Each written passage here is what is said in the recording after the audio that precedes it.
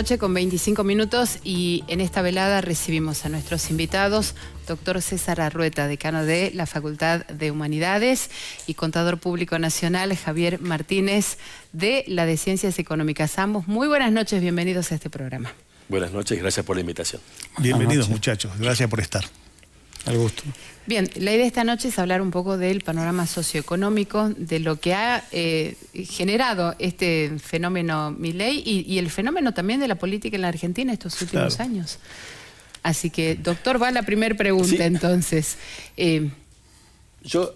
Conversábamos con Javier, ¿no? de lo que es el desafío de poder explicar una situación a todas luces compleja, ¿no? Pero creo que algunas cosas podemos decir.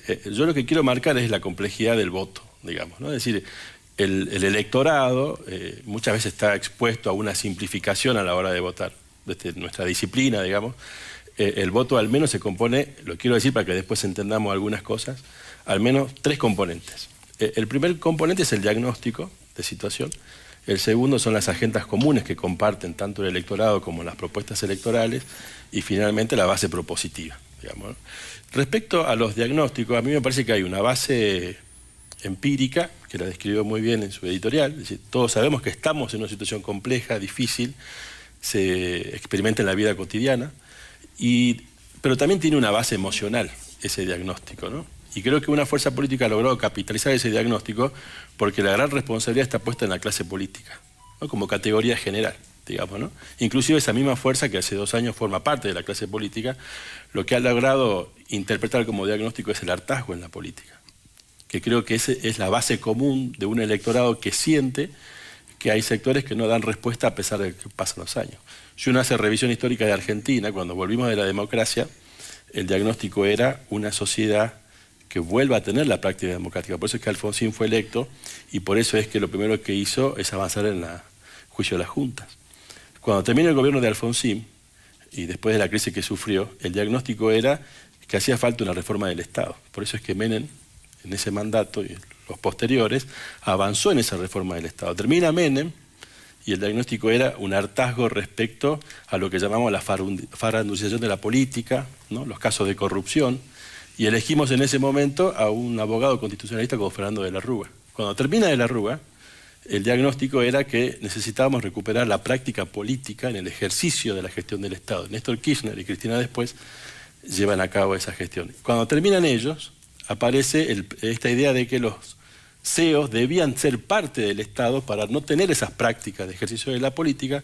Pasó con Mauricio Macri, y cuando termina Mauricio Macri, entiendo yo, el diagnóstico fue: necesitamos una persona que conozca el Estado, como Alberto Fernández, para solucionar el problema. El tema es que en esos diagnósticos no hemos podido resolver eso. Hoy el diagnóstico es el hartazgo de la política, ¿no? Entonces yo creo que ese es un punto común, porque después de eso aparecen las agendas comunes, y lamentablemente hay una distancia muy grande entre las agendas de la política con las agendas del electorado, ¿no? Salvo una fuerza política que logró instalar una agenda de la vida cotidiana, de los problemas comunes. Digo, la agenda de la gente no puede ser el acuerdo con el FMI, por más importante que sea el acuerdo, porque eso trasciende la vida cotidiana. Tampoco puede ser las internas y las disputas internas de un partido, cuestión que sí ha logrado instalar otro candidato, ¿no? Que es lo que finalmente ha pasado. Y por último, una base propositiva ausente en muchas cosas, y en el caso de la fuerza mayoritaria, por lo menos en las PASO, yo diría disruptiva y emocional. Y creo que eso ha permitido o explica de alguna manera ese voto, ¿no? Disruptivo, como se llama acá. Claro, pero fíjate que una de las cosas, César, que a mí me llama la atención es esto, ¿no? Porque todo eso que vos dices, ese análisis correcto, la disrupción, el planteo, la propuesta frente a otros, que la propuesta era pelearme con el adversario interno, como en el caso de Bullrich y Rodríguez Larreta, etcétera. Sin embargo, Milei ganó en lugares como, qué sé yo, Cusicusi, Pirquitas, Pumahuasi, La Quiaca, Abrapampa, El Toro, Susques, Barrancas, es decir, lugares en los que ni siquiera me imagino un cartel de Milei, un pasacalle, lo que fuere, lo que también habla de una disruptiva forma de llegar al electorado. Donde quiero creer obviamente que el gran protagonista son las redes sociales, evidentemente, pero las redes sociales también tienen un límite en el sentido que después agarran, digamos, cómo se desarrolla este proceso en cadena en que le llega a uno y ese convence al otro, al otro, al otro, al otro y al otro y termina conformándose una mayoría, que es, por ejemplo, lo que hoy reflejaban los medios con lo que sucedió en San Antonio de los Cobres, donde el 63% lo vota Milei y dicen que el hijo y nieto lo lleva al padre o al abuelo a votar, ¿no? Por esa fuerza. Breve. Creo que justamente la base está en el diagnóstico de hartazgo. Creo que hay un electorado que percibe un distanciamiento enorme de las agendas, no son agendas comunes, le queda muy lejos al electorado esa agenda de la política.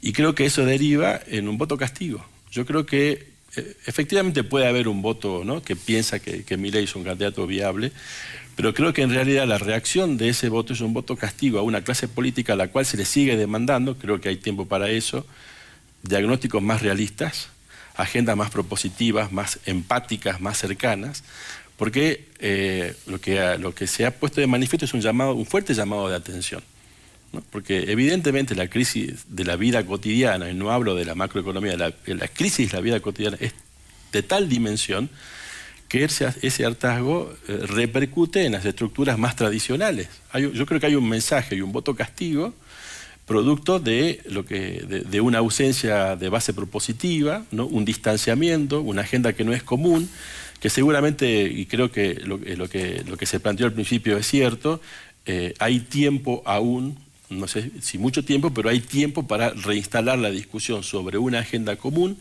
que le permita al electorado dar cuenta de una propuesta mucho más diversa y que no se sostenga solo en discursos de base emocional, ¿no? Porque si ha tenido la capacidad, la Libertad Avanza, es de imponer discursos con base emocional.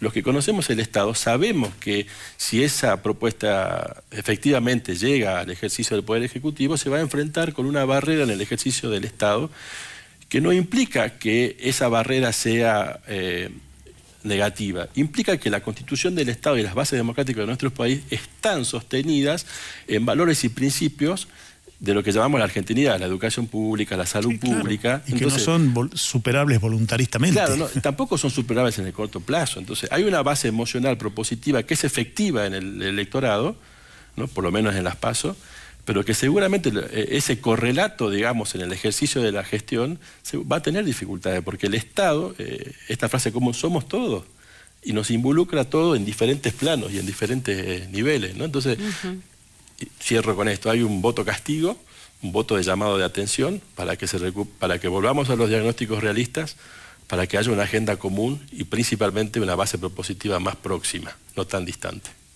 Contador Martínez, ¿hay propuestas económicas sustentables en los candidatos?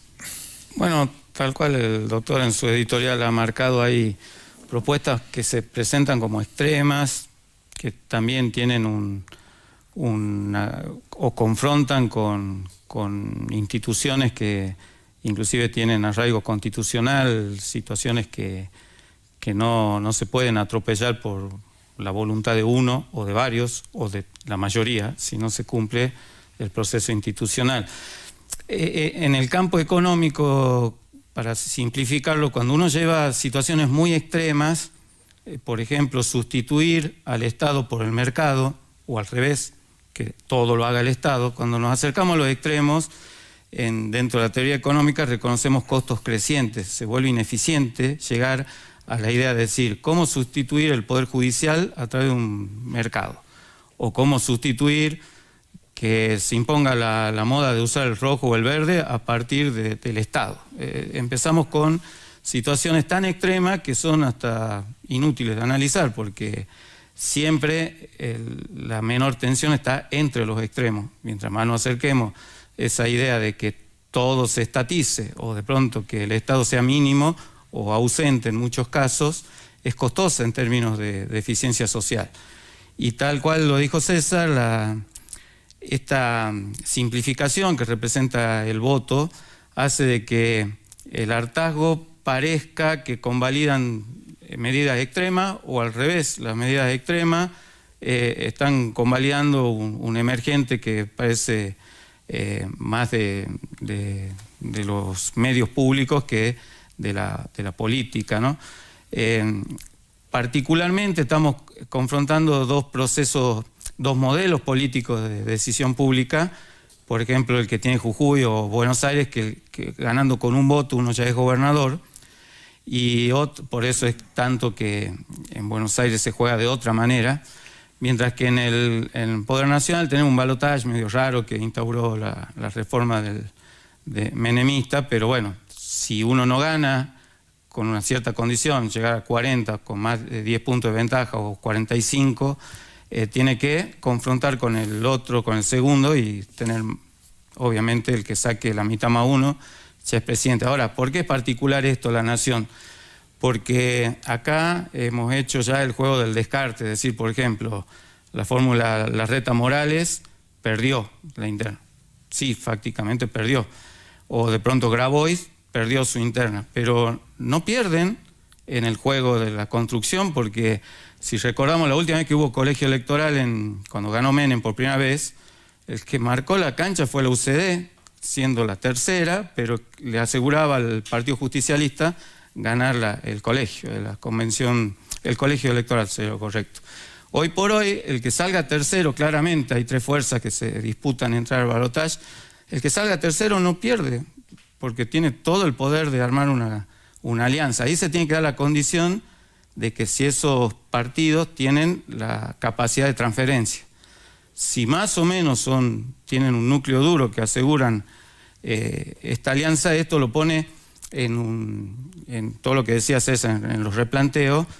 Creo que le cae más fuerte al gobierno, porque si uno ve las posibilidades de alianza, Milei con Bullrich, parecería que si uno sale tercero de esos dos, jugaría para el otro lado, con el otro para llegar primero, mientras que a Massa le costaría más conseguir una alianza. O sea, podría salir hasta primero en la primera vuelta, pero se le complica mucho el balotaje. Esto hace de que hoy por hoy a muchos les han bajado el precio, por ejemplo, el sector de Larreta.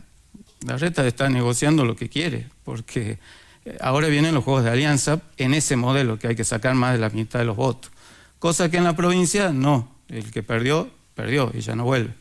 Y esto hace de que, si uno ve, ya para resumir, más del 60%, por ahí el 60% de los votos son de entrada opositores al gobierno actual. El gobierno actual tiene un poquito más, no sé Schiaretti cómo termina jugando, pero podría ser 60, 65. El gobierno ha sacado 27, hay 4 puntos de candidatos que no pasan, que eso se reasigna, entiendo yo, entre el gobierno y la izquierda. No creo que muchos sumen para las otras coaliciones. Y queda lo que decía el doctor, qué pasa con los que no han ido a votar y los votos en blanco, que antes decíamos, también lo habíamos analizado en esta semana, cuando corrían acá había una cierta tendencia a votar en blanco por el tema de la bronca. Decíamos que el viernes habían aparecido en algunos grupos de WhatsApp esa leyenda que decía el voto en blanco no suma, no se cuenta, no lo consideran, votemos en positivo. Y no sé si habrá tenido efecto o no, la verdad no podría decirlo, pero ya hay un electorado un poquito más sofisticado. Antes, votar en blanco, no ir a votar. Ahora muchos han votado en positivo una propuesta que no estaba contenida en los partidos tradicionales, y eso realmente ha impactado un montón. Claro, porque además de esto que mencionabas del voto bronca, en el año 19, por ejemplo, por lo menos una lectura particular, cuando Vilca sale electo diputado nacional después de haber perdido la elección de diputado provincial, a mi modo de ver, claramente ahí había una canalización de un voto bronca. No quiero votar los dos partidos tradicionales de Jujuy, peronismo y radicalismo, le pongo el voto a Vilca, le hace perder un diputado nacional al radicalismo. El peronismo tenía que ganar uno porque no había posibilidades que la UCR o que el Frente Cambia Jujuy lo duplique, y Vilca termina saliendo diputado nacional. Entonces el punto es, a ver, nosotros podemos votar con un voto bronca y llevar a un determinado lugar a una persona a la que no queremos que llegue a ese lugar, porque en realidad no lo queremos a él ahí, sino simplemente mandarle el mensaje a los otros dos. ¿No habrá en este caso, y les pregunto, que este voto bronca canalizado en Milei tenga o el riesgo de darse vuelta y terminar consagrando lo que yo no quiero que salga, porque yo quería solamente llegar hasta el castigo a las fuerzas tradicionales, y de pronto lo veo con que puede llegar. Es decir, el voto bronca convirtiéndose en el monstruo que se come al propio votante, ¿no? Yo lo primero que quiero decir es que hay una diferencia, ¿no?, entre las elecciones intermedias y las de término de mandato, digamos, ¿no? Yo creo que las elecciones intermedias evidentemente reorganizan o no, digamos, el escenario electoral. Creo que la composición del voto al menos es distinta respecto a cuando termina un mandato y uno allí pone en la balanza, ¿no?, cómo continúa su vida cotidiana, porque de lo que estamos hablando es cómo el Estado está presente en la gestión de la vida cotidiana, en los problemas más pequeños hasta los problemas más complejos. Creo que en este caso el llamado de atención que se ha puesto aquí blanco sobre negro, digamos, tiene que ver con esta necesidad de poder darle al sentido de la gestión una proximidad independientemente de los roles asignados. Porque acá la clave está en que sea la política. Yo estoy convencido que es la política la que debe resolver las cuestiones políticas, digamos. Yo no creo, independientemente de los roles asignados, digamos, yo no creo que haya respuestas de corto plazo, yo no creo en los discursos rimbombantes. A mí me parece que tienen una función electoral. Ahora, confundir la función electoral con la función del Estado es grave para la vida cotidiana, porque hemos visto el caso de Bolsonaro en Brasil, por ejemplo, ¿no? Y creo que eso irremediablemente infiere que la clase política sea capaz de reorganizarse, dejar de pensar en los roles asignados, ¿no?, porque eso también es parte del hartazgo, es decir, el reacomodamiento de la propia política en esos escenarios de poder, y cómo somos capaces de construir colectivamente una fuerza propositiva capaz de hacer lo que hace la política, que es cambiar la vida de la gente, y una vez cambiada la vida cotidiana, sostener un estado de bienestar, ¿no? Entonces yo creo que lo que se está reclamando, independientemente de los roles, es que la política asuma la responsabilidad de diagnósticos, de agendas comunes y tareas propositivas para poder recuperar y para poder encantar, romantizar, porque si no lo que termina pasando son puntos de fuga. Porque yo entiendo al ciudadano, a la ciudadana de los pueblos más alejados, de los sectores donde hay lugares donde el candidato ni siquiera fue y ganó, ¿no? Porque evidentemente hay que canalizar y hay que expresar ese disconformismo. Yo creo que el voto a Milei es un voto castigo a la política, ¿no? Y eso pone la discusión en otro lugar. ¿Cómo somos capaces nosotros de recuperar práctica democrática, ejercicio de la gestión, construcción en pluralidad?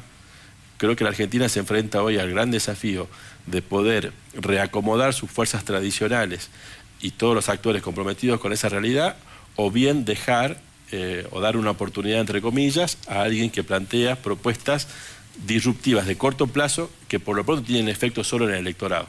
No sé cuál será la realidad después del 10 de diciembre. Y esa es una incertidumbre difícil de digerir, en cuanto ahí está, insisto, puesta la vida cotidiana de cada persona. Bien. Doctor, te hago una pregunta que era la primera que te quería hacer.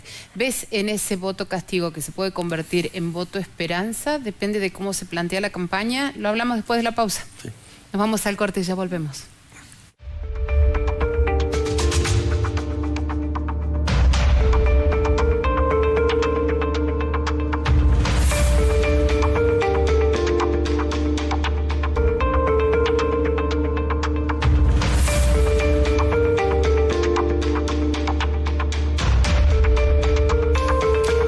21:48 y ahora sí, doctor, ese voto bronca, que puede ser voto esperanza, ese enamoramiento temporal del argentino, puede ser un enamoramiento un poco que se extienda un poco más, pero ¿es esa impresión o es el conocimiento real de la propuesta del candidato? Y ahí voy con interceptar este pensamiento que tiene la gente. ¿Es momentáneo o sabe qué es lo que propone el candidato?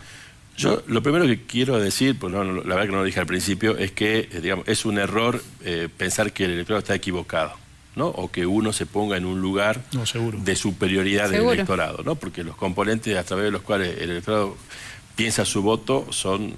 Esto a partir de tratar de entenderlo, ¿no? Claro, son de su propia experiencia, digamos, ¿no? Lo que sí creo es que en cada voto hay una esperanza. más allá de que esté atravesada por la bronca.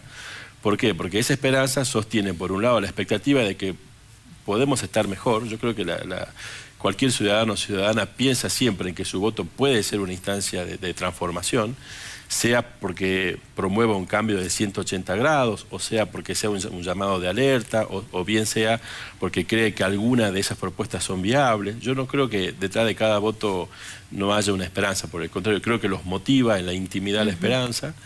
Creo que, a diferencia de las PASO, hoy estamos en una instancia en donde se focaliza mucho más. Ustedes vean que la agenda de hoy en la política es la viabilidad o no de las propuestas de Milei. No es la viabilidad de tus propias propuestas, sino cuánto de real pueden ser aquellas propuestas y cuál puede ser el alcance. Esa es la agenda hoy de la política, ¿no? Si se puede dolarizar, si no se puede dolarizar, si se va a cerrar el CONICET, si no se va a cerrar el CONICET, qué va a pasar con la salud, qué va a pasar con la educación. Por eso le digo, yo creo que en esta etapa y en estos meses que quedan, el foco, una vez, como decía Javier, ya con los candidatos electos, al menos para la segunda parte, creo que los focos sí van a estar puestos en las propuestas, en esa viabilidad de la propuesta, en cuanto puede afectar la vida cotidiana y en general cómo eso... cómo tiene cada uno la capacidad de resolverlo, ¿no?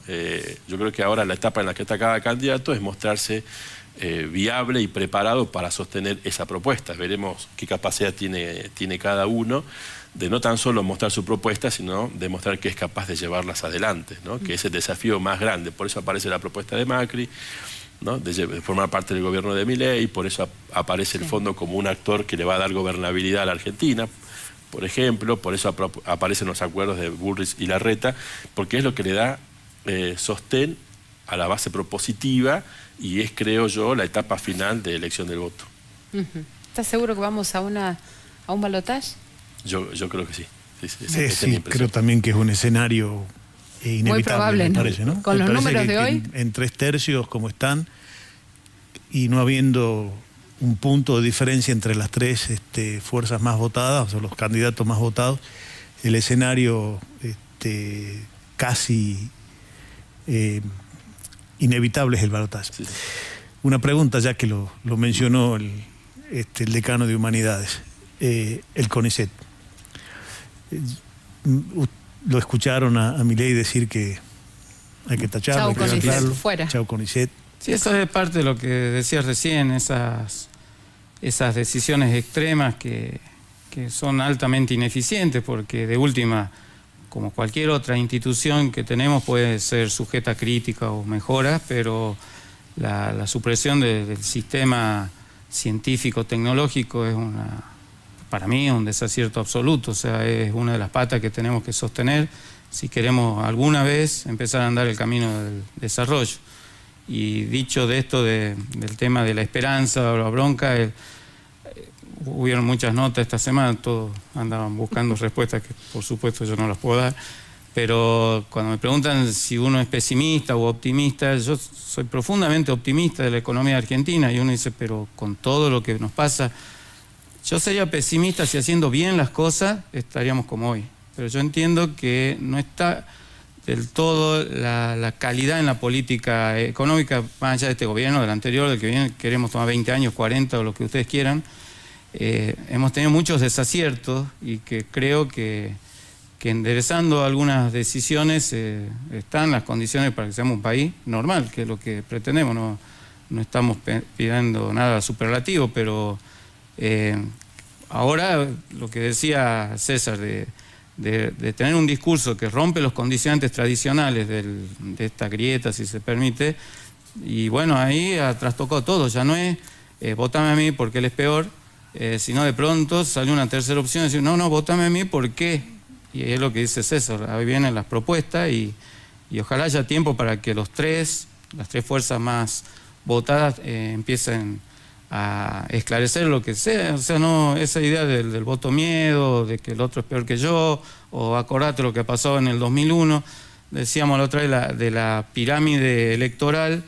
No sé bien si es de 32, 34 años para abajo, está la mitad de los votos. O sea, cuando uno habla del 2001, de Alfonsín o de la dictadura, que está perfecto siempre tener la memoria activa, pero no es algo que le haya impactado vivencialmente al votante. Entonces, sí, la gran mayoría hoy. Cuando la misma figura, tal vez del último líder que tuvo estos movimientos populares, que fue Kirchner, ya no está en el radar de la mayoría de los jóvenes.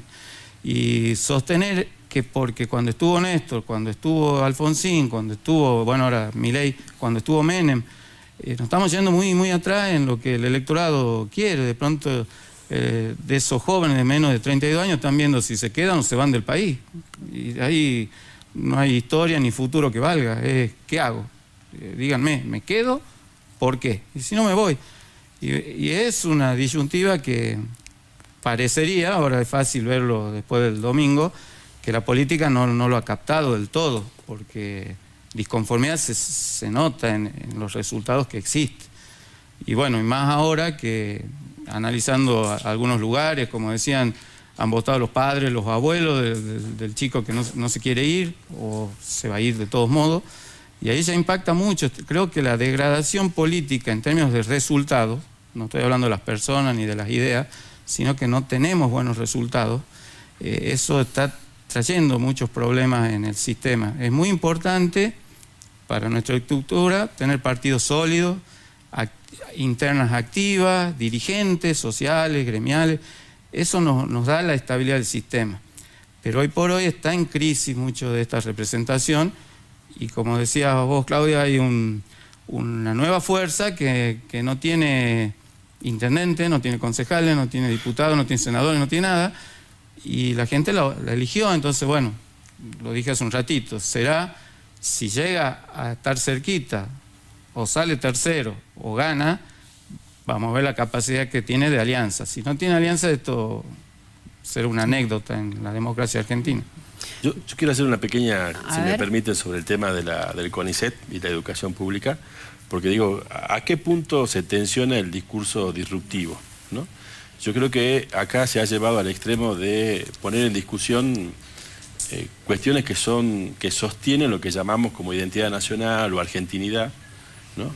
Que por un lado tiene que ver con la práctica del acceso a la salud pública, ¿no? Y por otro lado tiene que ver con la práctica en la academia, que son valores que sostienen el ejercicio y la vida cotidiana en nuestro país. Digamos, se ha sostenido en el acceso a la salud pública y en el acceso a la educación pública. Y esa es una base que hoy está atravesada porque la categoría del hartazgo de las clases políticas también se las ha llevado a esos organismos que sostienen el acceso a derechos que son fundamentales, ya no en la población en general, sino para nosotros como país y de nuestra propia Constitución como Estado-Nación, ¿no?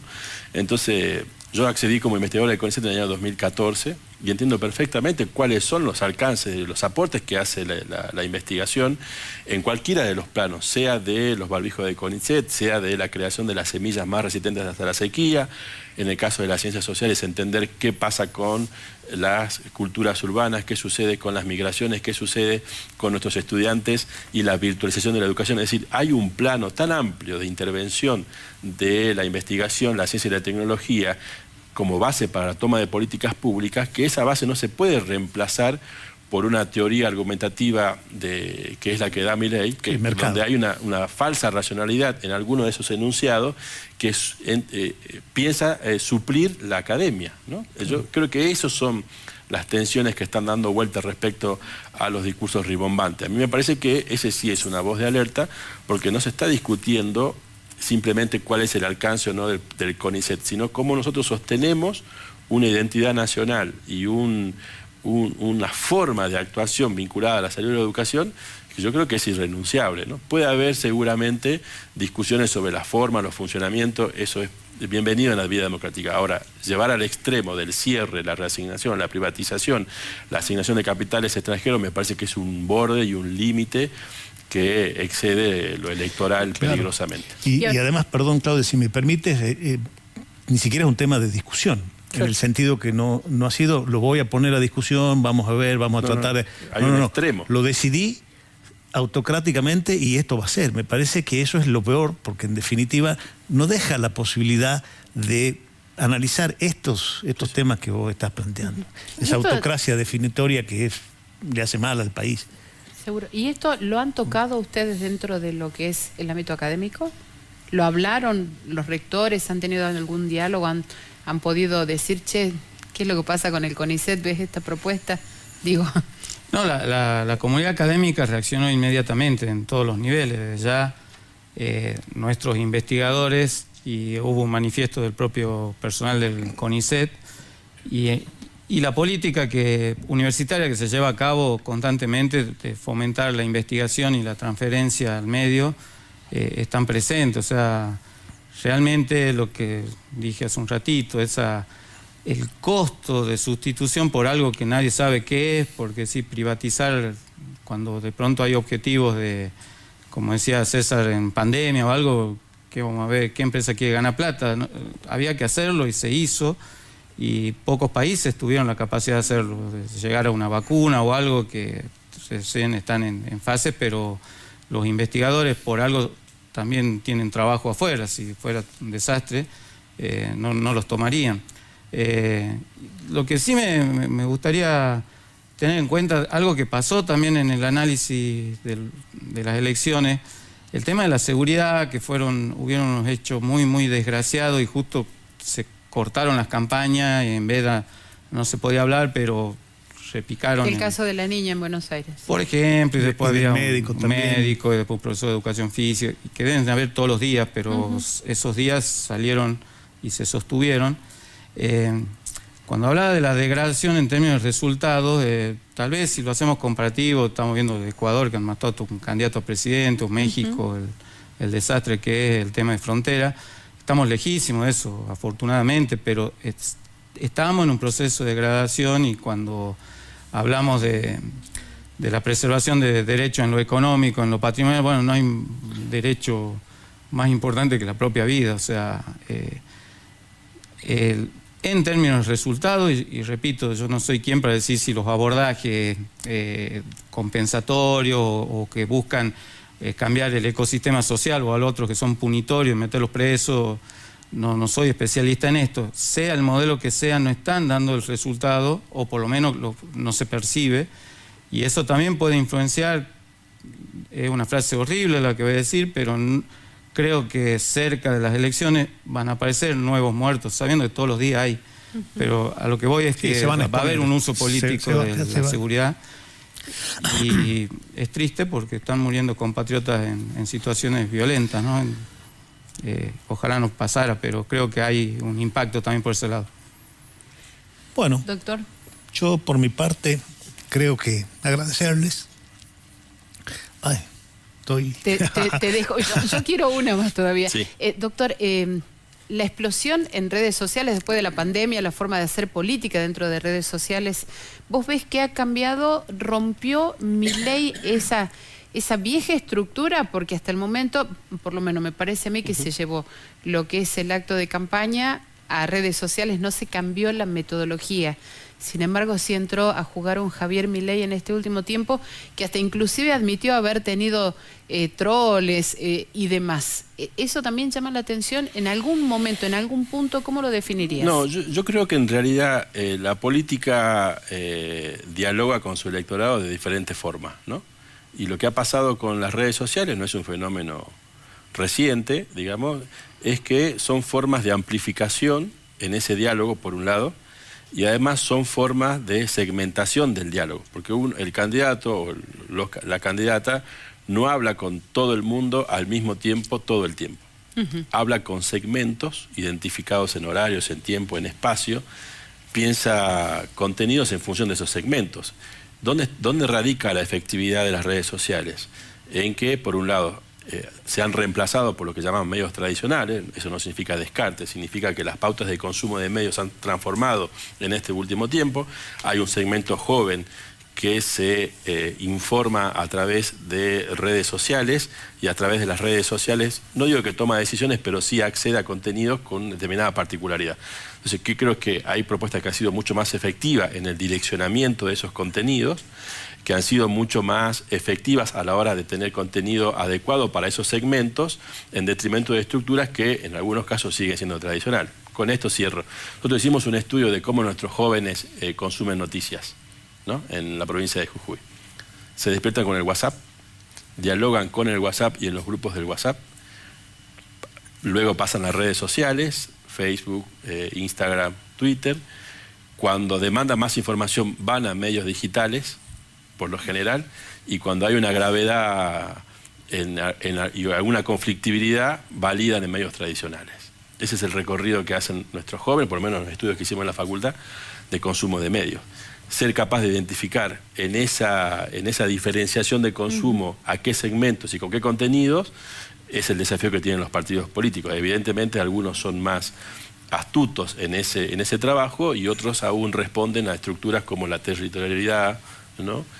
Lo que se llama la distribución de la política en los diferentes niveles del Estado, y creo que ahí está el desafío de poder readecuar esos discursos. Ahí, César, pero en relación precisamente a ese tema y la acriticidad o criticidad de lo que uno recibe, porque uno dice, no, esto salió en WhatsApp, palabra de Dios. WhatsApp lo dijo y entonces todos creemos. Es muy común esto, es decir, sí. Vos recibís algo que dice, mirá, fulano de tal hizo tal cosa, lo replica sin ningún sentido crítico y sin siquiera ponerse a pensar la potencialidad de la verdad de esa afirmación, y se convierte en verdad. En el estudio que han hecho, ¿se aprecia eso?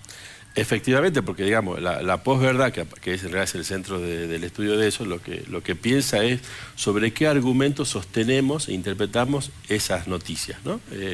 Por eso es que en las redes sociales se habla de un discurso más acotado y profundamente emocional. Hay que resolver en 50 segundos un mensaje capaz de captar la atención, porque hoy el gran desafío de la política es cómo le capta la atención al público.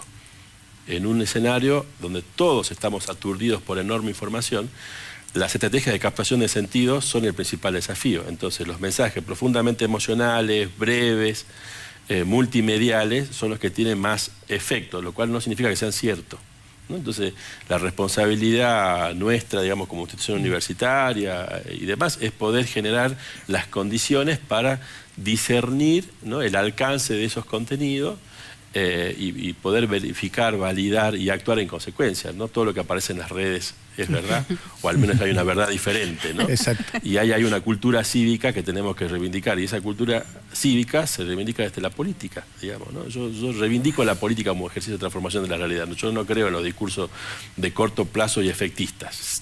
Creo que son electoralmente convenientes, pero en el mediano plazo son un riesgo para la sociedad democrática. Bueno. Ahora sí. Nos vamos. Muy amables. Gracias. Les queremos agradecer por haber venido. Gracias, Contador Martínez. Muy amables por estar en nuestra casa el día de hoy. Por favor. Bueno. ¿Nosotros nos vamos? Nos vamos, Claudia. ¿El próximo lunes? El próximo lunes estaremos de nuevo acá los dos. Dale. Para seguir hablando detrás de las noticias. Así es. Muy amables a todos. Gracias por habernos acompañado. Buenas noches.